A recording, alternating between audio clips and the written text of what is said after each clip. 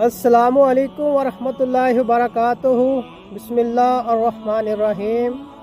हज़रत मोहम्मद सल्लल्लाहु अलैहि वसल्लम ने फरमाया, रात में एक ऐसी घड़ी है उस वक़्त जो मुसलमान आदमी अल्लाह ताला से दुनिया और आखिरत की भलाई मांगेगा, अल्लाह ताला उसे अता करेगा। ये घड़ी हर रात में होती है। आप सल्लल्लाहु अलैहि वसल्लम ने फरमाया, आबाद रहे वो शख्स जो मेरी हदीस सुनकर दूसरों तक पहुँचाए।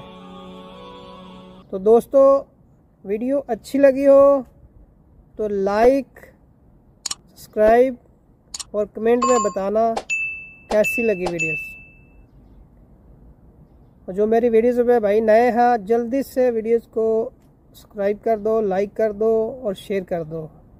अगली वीडियो में फिर मिलेंगे। अल्लाह हाफ़िज़।